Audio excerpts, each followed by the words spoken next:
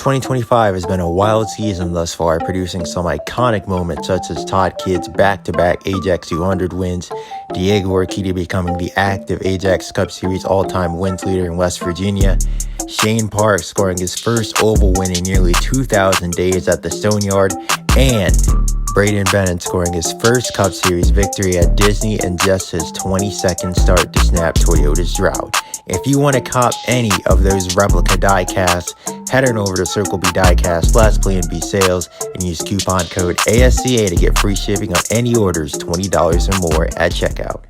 Hello and welcome back to another edition of the ASCA Weekly Podcast. I'm your host, Charles Fallon, back in here with another episode. And boy, oh boy, it was a cup-only weekend from Computer Motor Speedway. And somehow, some way, we have a bunch of stuff to talk about.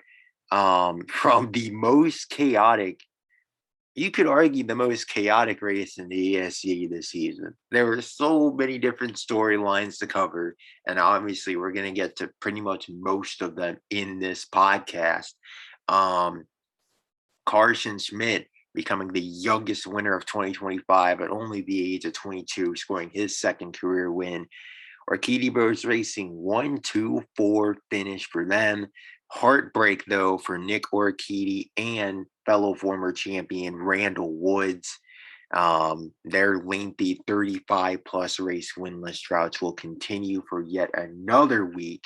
Obviously, with only 2 races remaining in both Cup and Craftsman, we'll talk championship for both of those series. And then, of course, the hot button issue of the week, the clash between Ronnie Woods Motorsports teammates Todd Kidd and Ross Jackson, something we knew was brewing, we knew was in the works, and now it's boiled over this late in the season.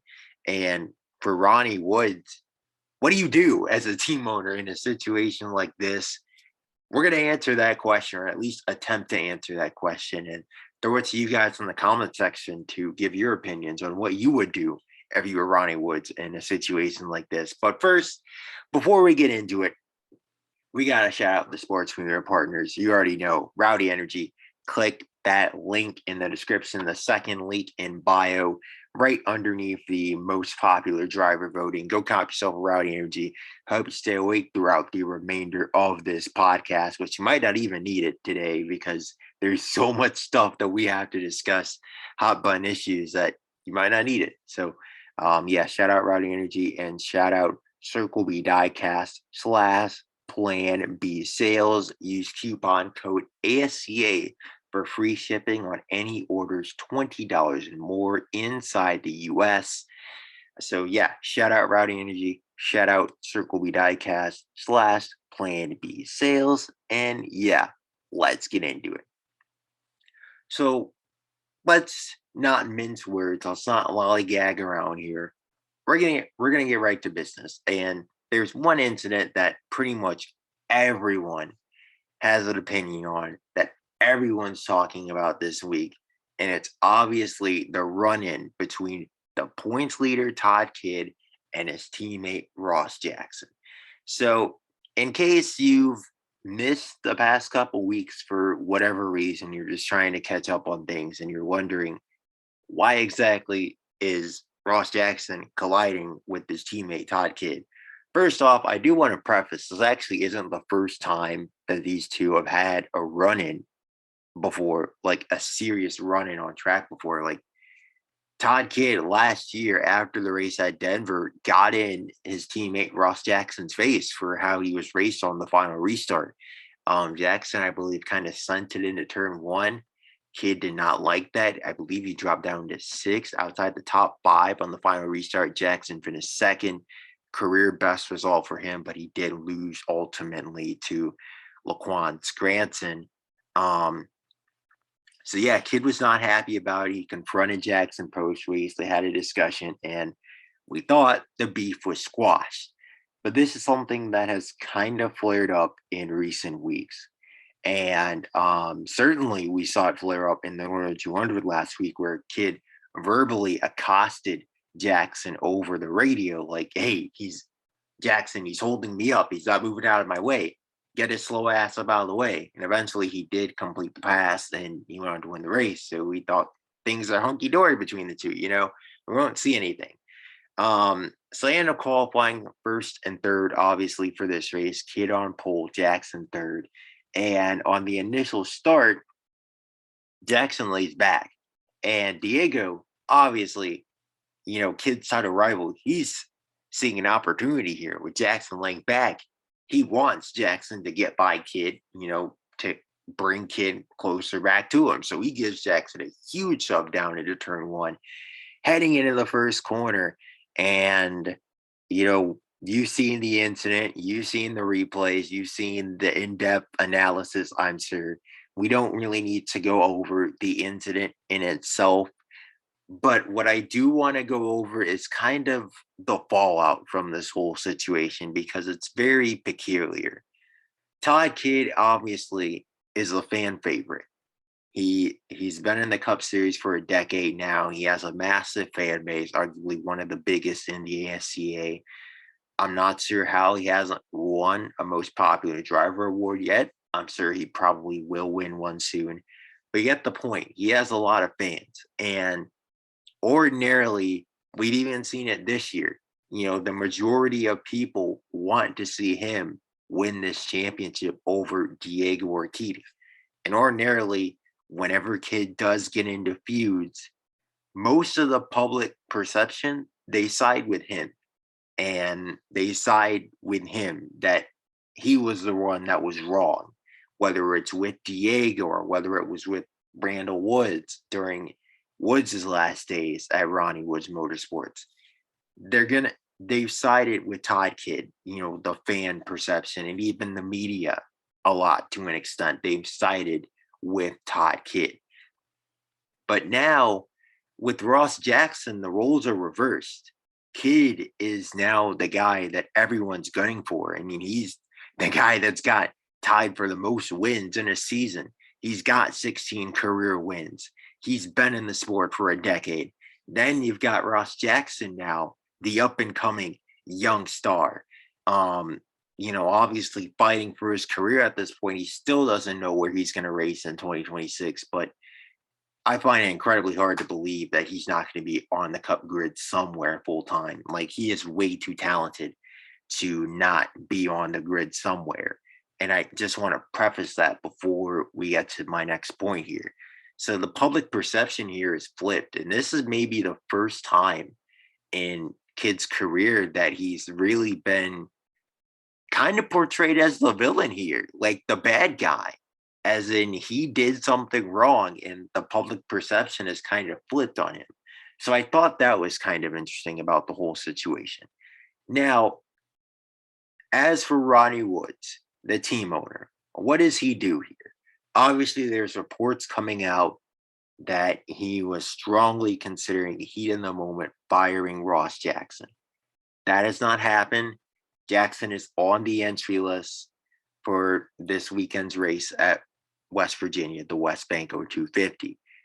Now, obviously, that could change. Maybe he changes his mind and does end up firing him, down the line at some point this week. I don't think it will. Once he got on the entry list, it's all but confirmed. Like, he's going to race, in that Friday or that Saturday or that Sunday's race. But should Ronnie Woods fire Ross Jackson for this incident, as he was considering? And I think this might be a bit of a hot take, but absolutely, if I'm Ronnie Woods, I would fire Ross Jackson early over this incident. And it's nothing personal against Jackson. Look, I get it. In a vacuum, in the situation, I actually believe Todd Kidd was in the wrong. But when you consider what obviously Ronnie Woods has invested in Todd Kidd, he's been there for a decade. He just signed a $90 million extension, and he has this team on the brink of their first Cup Series championship since 2017. It's been 8 years since they last won a title. They are this close to toppling the dynasty of Rikishi Bros Racing. And then you've got Jackson in here, on his own agenda. He's not on the team's agenda, clearly. He's not cooperating with team orders. He just pulled this stunt on Kid. And it's very lucky that Kid didn't receive more damage because he could have been completely out of it. He's very lucky Diego didn't have the car to go up and win this race. He's very lucky he was able to recover to a 5th place finish. Like, this could have been a lot worse than it was. And Ronnie Woods Motorsports is very lucky they didn't lose the championship right then and there last Saturday. So you cannot have that happen again. And obviously, Jackson and Kid are not on good terms. I would fire Ross Jackson. Straight up. I would tell him, get out. Bring Will Moon in. Bring Toby Beckett in. Bring Caleb Moore. Bring one of these young guys in that will cooperate. I think that's what they have to do at this point. And I think they absolutely should do that. And I get it's harsh. I get that you could say Jackson did nothing wrong, but you have to. Todd Kidd is that dude. He is the team superstar. And this late in a title fight, you cannot be playing games in a situation like this. Like, Diego has to be salivating right now, just kind of rubbing his hands together, salivating, because he's out the headlines. He's out the news. He can just focus on his own race. And we're heading to his best track, arguably, especially in recent years. West Virginia, he has been so dominant at West Virginia. He's finished no worse than 3rd in his last 4 starts at West Virginia, won 3 of those 4 races. So, meanwhile, you've got Todd Kidd having to answer all these questions about this infighting, team turmoil, they're split internally. Like, this drama needs to end, and Ronnie's got to take care of this immediately. The right decision, I think, is obvious. You have to fire Ross Jackson. You have to suspend him. I don't know what you have to do, but you have to get him out of the 88. If he's not going to cooperate, he does not need to be on the team. That's just my opinion on it. I know it's a hot take, but tough decisions need to be made, or you're going to lose this championship to Rikishi Bros Racing. Because Diego, I get he didn't capitalize on the opportunity, but I still think with all this infighting, all this turmoil so late in the season, I have a hard time believing that Rikishi Bros Racing, especially with the speed that they showed on Saturday, that they're not going to come out and really bring it to Ronnie Woods Motorsports again at West Virginia. So that's finally the end of the discussion on that situation, that whole saga. And I'm very interested to see how it's going to play out. I'm very interested to see what they ultimately, if they do keep Jackson, like, how are they going to keep him in check? How are they going to keep he and Todd Kidd away from each other? Because that's probably the most critical thing these final 2 weeks. You do not want the 9 and the 88 anywhere near each other if you're Ronnie Woods right now. So I don't know how he's going to make that happen, but he's got to do it somehow. And he has to do it in a more obvious, less obvious way than completely just giving Jackson the scraps. So we'll see. I don't know what's going to happen here, but we'll see. It's going to be very interesting to see how this is handled, to say the least. So let's give some airtime to the race winner, Carson Schmidt. And he drove a great race, honestly. It's weird because he ultimately did take the lead off the start thanks to the Kid Jackson incident. He takes the lead. He loses it to Nick Rikishi, and he kind of disappears. Now, obviously, he's not dropping down the running order, like way down. He's just chilling back in 3rd while Randall Woods makes his hard charge through the field. We'll talk about Woods more in a second. Nick Rikishi obviously driving away out front, but Schmidt had always been lurking the entire day. lurking back there in the third spot.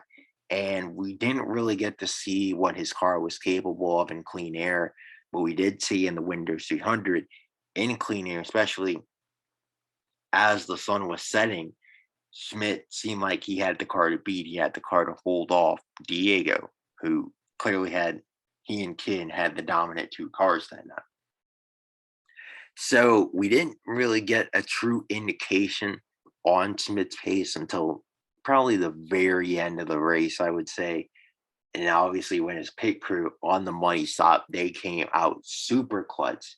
They get him the race lead as Nick Ortiz, drops down to fourth. Heartbreak for him, but they get Schmidt the race lead, and he does the rest. He holds off Shane Park. He holds off Greg Healy. He holds off his teammate, and he converts it into a victory. And it's a huge one for Schmidt. First win in 15 races, I do believe. He's won 2 poles at Computer Mode Speedway. Hasn't converted any of them into victories, either of them, I should say.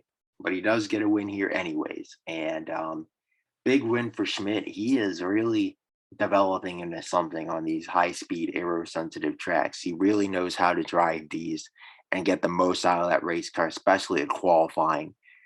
These qualifying laps that he's able to put together have just been ridiculous. And great job qualifying outside pole.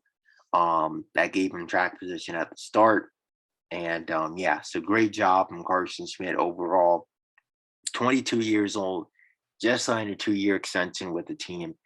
And that's the scary part for the competition is, he is only 22 and he drives where Katie Rose Racing. And then you've got 20-year-old Graham Darty, who could potentially be the first back-to-back Craftsman Series champion in history. Oh, yeah, he's also taking the next step up next year as well in the number 2. So, if they can, I think it's pretty clear they've hit on Carson Schmidt. It took him a while to develop and reach the point that he has, but they've hit on him. If they can hit on Darty too, and he develops into a superstar, the age of where TD Rose Racing dominating is not going to stop anytime soon. But just instead of it being Nick and Diego, it's going to be Carson and Graham carrying the team well into the 2030s and beyond. Great job from Carson Schmidt to do his part. Pit crew got on the lead, and the newly minted father finally reaches victory lane. Only the 7th different winner of the campaign. Fortunately, it was not a good day to be a 35-plus-year-old former Cup champion, as Nick Ortiz and Randall Woods found. And it's unfortunate because you look at how this race is playing out when they had their battle for the lead, just past halfway. And for a second, I had to double take. Am I watching a throwback? Are we watching the 2015 edition of this race, 2018 edition of this race? Or are we in 2025 again? I wasn't exactly sure for a moment.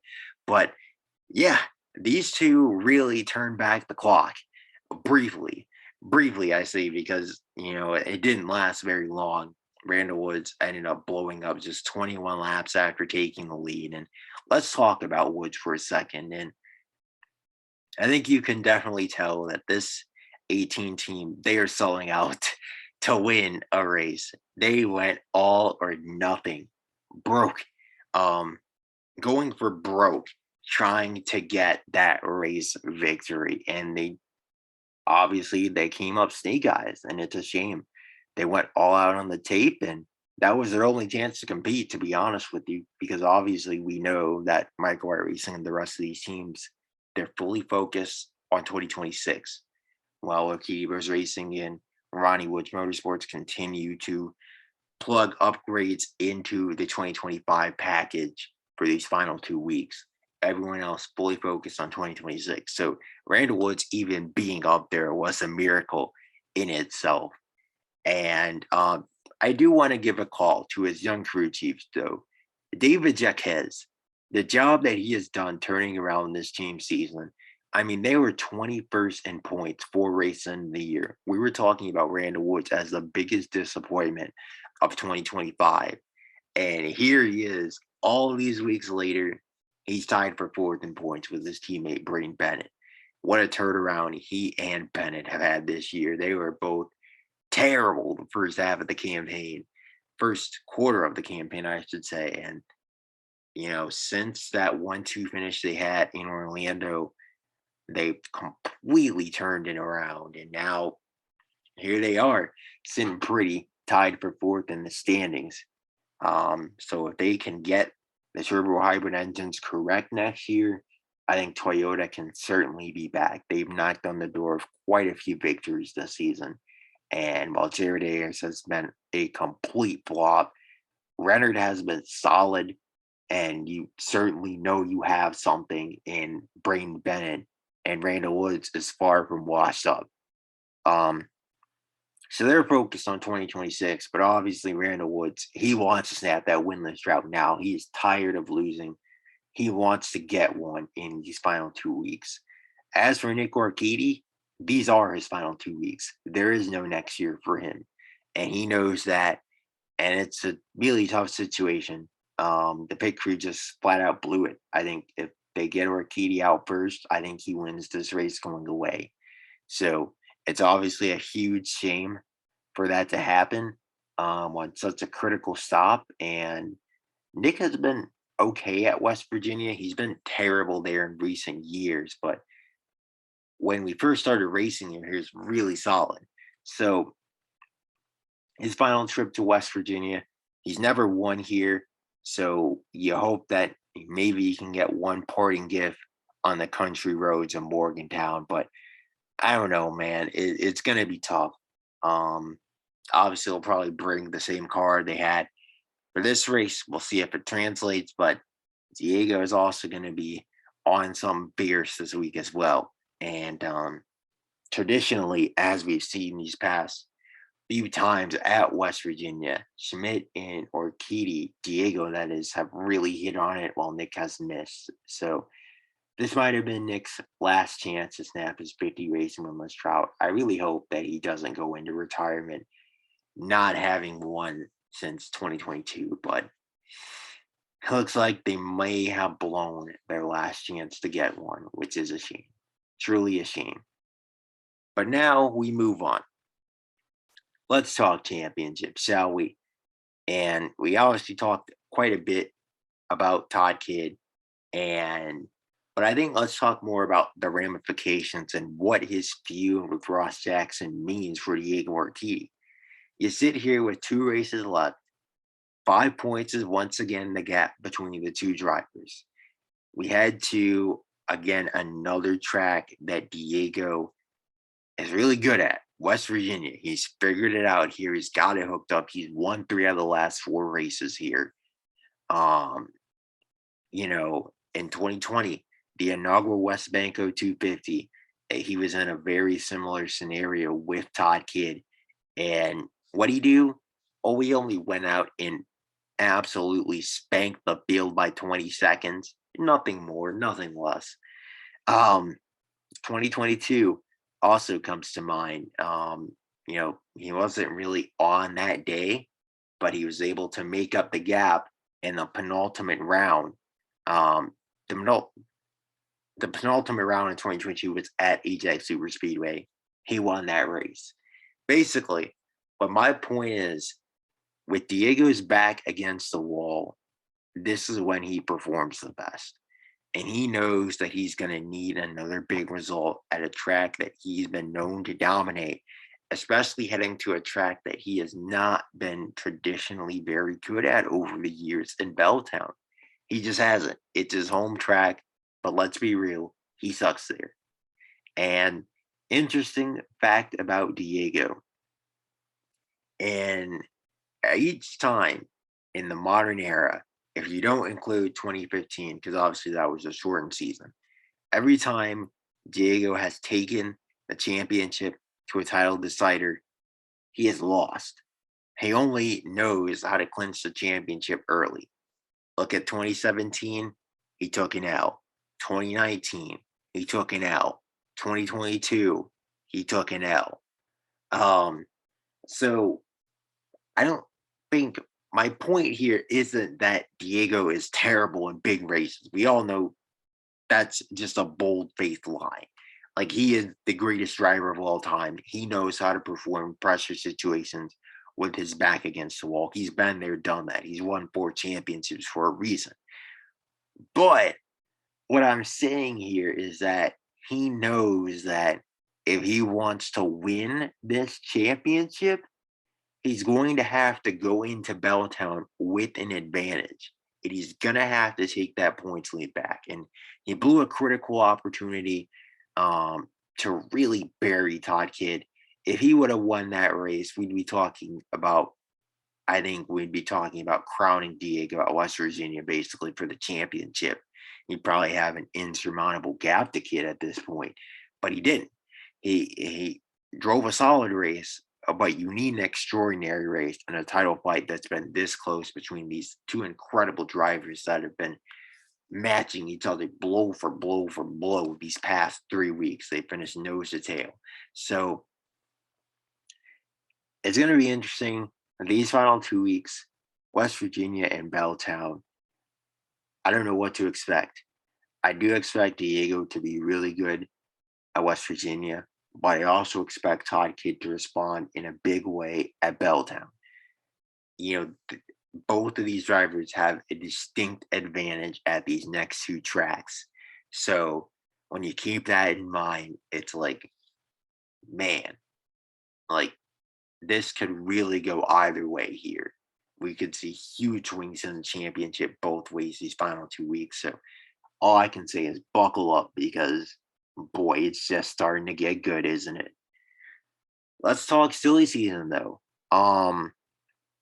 Briefly here, because there's not really too many ramifications. I'd say there's bigger ramifications for the Hood Motorsport tires down the Craftsman Series. But as for the Cup Series, let's talk Revolution Racing. They revealed their lineup, and it has been confirmed that Toby Beckett will be replacing Cameron Barrymore in the number 47 for the 2026 Ajax Cup Series campaign. And this is honestly, to be honest with you, this is a lateral move. I really don't understand the signing, similar to the Tika Bowden Motorsport tire. Why Toby Beckett? This is a guy I think that was really carried by the new Camaro. Now, to preface this, he's not a terrible driver. I think he's certainly, like, the talent level between him and Danny Bradford is not comparable. Beckett is like 8th in points, Bradford 13th. And Beckett, to his credit, does have a win. He dominated at West Virginia back in 2023. But that's literally all he's done in the Craftsman Series. I remember he came in the same year as Colin Ward, and we were thinking, man, he and Beckett, they could be something special. And obviously, Colin Ward has developed into something special. Toby Beckett, not so much. And I'm not expecting much, to be honest with you. It's another uninspiring hire. So yeah, I really don't know much more to say other than that. I mean, it's not terrible, but Beckett is another mediocre Craftsman regular. And you're telling me that Devin Smith, Tommy Woods couldn't have fit this ride better? I just don't understand. I really don't. So it's fine, I guess. It is what it is. And speaking of Cameron Barrymore, that's who Hood Motorsports has tabbed to replace Adam Petty Jr. in the 08 for the 2026 campaign. So yeah, how about that? So another veteran, they hired him for the 08. And then you probably haven't heard of this kid, 17 years old, 4-star prospect, Zach Trenton. He will be replacing Danny Bradford in the 02 for the 2026 Craftsman Series season. And the reason you haven't heard of Trenton is because Jimmy Hood was not exactly ready to call him up to a full-time ride. But obviously, with the whole situation with former ASCA next member Vlad Vlasic and his father's payments falling through, the check bouncing, all that, it all fell apart last minute. Trenton was always in the pipeline for Hood Motorsports, and Jimmy is obviously super high on him. 17 years old, 4-star prospect, as I mentioned, but he just didn't think he was quite ready for the big leagues just yet. So to be promoted to them now is quite interesting. Um, we'll see how he does next year. I don't think he can be much worse than Danny Bradford, but I also don't know if he's going to respond very well to the pressure of being kind of rushed up last minute. He thought he had an extra year of kind of sitting and watching and learning on the sidelines from the simulator, studying the data, but no, you're going to be thrown out there, thrust into the big leagues. So I hope Trenton, the kid, is ready for it. At least he does have a solid mentorship figure, Cameron Barrymore. I think Cameron Barrymore is very solid Craftsman regular, and that's where he always belonged, a Craftsman Series regular. He had that one great win, and we all assumed he was on for greatness, and then he's done nothing since. I mean, he's been solid, to be fair. He's been solid, but solid as we've seen, which again, Toby Beckett, solid Craftsman regular. We just saw what happened with Cameron Barrymore. He did nothing in the Cup Series. So why would you hire Toby Beckett, basically a Barrymore clone, just with the more impressive win? It doesn't make any sense for Revolution Racing, but the hire of Cameron Barrymore to the 08 makes a ton of sense for Hood Motorsports. So Trenton and Barrymore will be driving the 02 and the 08 for 2026. Toby Beckett to the 47. And now we have only one Cup ride remaining open and only 2 Craftsman Series rides remaining open. So basically, the grid's almost completely filled across the ASCA for next season. Now we just await to see what goes down with Flores Motorsports in the 23. Obviously, they're going to be a little delayed with the late announcement of Tommy Woods' retirement. And then we see what the Ford Development Program does with the flagship number 6 and replacing Graham Darty in the number 98. So that'll be interesting these final 2 weeks. Moving on, though, final topic, the penultimate round is upon us. And boy, oh boy, we head to the shortest and the fastest track on the circuit. We haven't talked much about the Craftsman Series, and the Craftsman Series is so unpredictable. Like, I don't even know how you preview this week. You've got 2 guys tied. You got the reigning champion only 4 back. You've got Gunnar Thorson, who's been red hot lately. He's 10 back. It's so unpredictable this year. I don't even know where you begin to predict the Craftsman Series. Like, I don't even know, man. It's just one of those deals where you're just gonna have to kind of wait and see who's fast. Now, I will say this: Sean Wynn was terrible at San Diego last year. I think he was like 14. He finished 1 or 2 laps down. He was awful. Graham Darty was great. He finished second. And that was a year after spoiling the party, the championship battle, and holding off Colin Ward in a photo finish and kind of a sign of things to come for 2024, becoming the youngest winner in ASC history. So clearly, Darty has a track record here. This is one of his best tracks. He's finished no worse than second. Tony Noel made it 2 corners here last year before he was knocked out in the race. Sean Wooden, very up and down history here. Some good, some bad. Remember in 2021, he absolutely dominated this race before being taken out in revenge from Ross Jackson. Funny considering now we're talking about the Jackson scenario with Todd Kidd. Jackson is one of those guys who just doesn't give an inch. He's certainly proven that one over the years. But yeah, it's such a toss up. But I think if I had to put my money on anyone, it's got to be Graham Darty with his track record here. I mean, the guy's finished no worse than second. He won here at 17 years old. I don't see why he wouldn't perform in California. Wins too inconsistent here. Doval has zero experience here, basically. And then Gunnar Thorson, another guy, literally, he has even less experience than Doval, and he's 10 points back. So he's going to need a miracle.